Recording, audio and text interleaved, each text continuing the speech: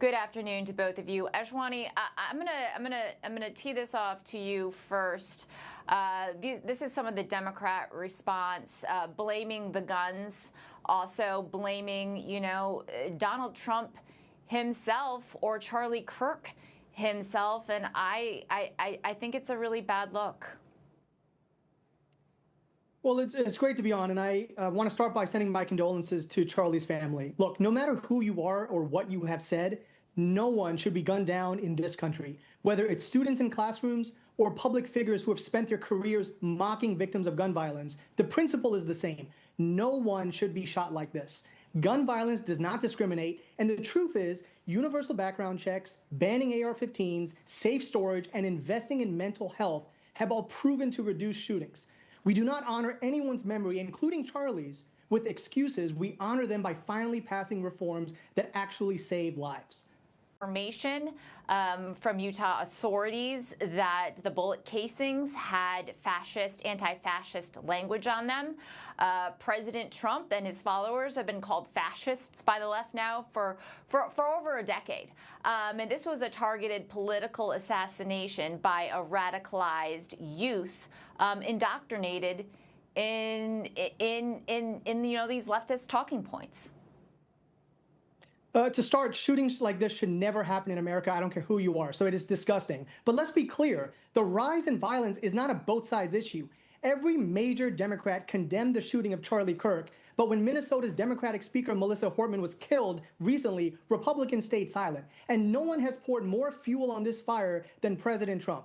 As president, he has told rallygoers to knock the crap out of protesters, told the Proud Boys to stand by, and constantly glorifies guns and violence online. The truth is, Democrats are working to stop gun violence with background checks and mental health funding, but Republicans continue to block solutions and exploit the chaos that Trump himself inspires.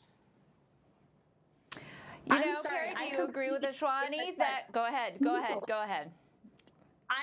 You just said, your own words, you literally just said that Donald Trump glorifies violence and guns online. That's what you just said. That is such a false statement. I mean, literally, this man is being considered for a Nobel Peace Prize. He's ushering peace around the world. He's putting his life on the line. President Trump, he dodged an assassin's bullet. He has said over and over that our country needs to come together in unity.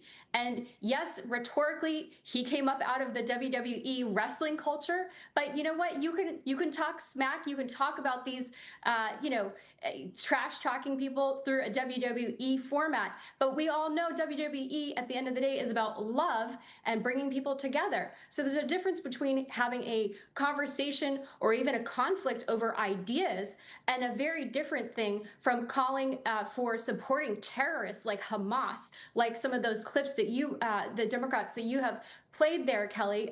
They have openly embraced murderous terrorists within Hamas. So I take just extreme exception to what my fellow panelists just said here to try to pin Charlie Kirk's death on the president. That is truly abhorrent. And I really hope you go home and look in the mirror and say, how am I contributing to the radicalization of the far left?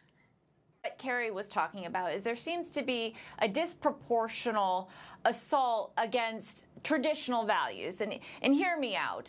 Even amongst Democrats, with Josh Shapiro, his house being firebombed, it was because he was Jewish, and he stood up for the Jewish state of Israel. We saw a Catholic school get gunned down because they stood up for the traditional values of Catholicism. You've had previous assassination attempts, two on President Trump's life. You had Steve Scalise, who, from ideological reasons, was gunned down on a baseball field, and now we have Charlie Kirk. So this moment feels very pivotal and personal for those who espouse traditional values, and I would say Judeo-Christian values.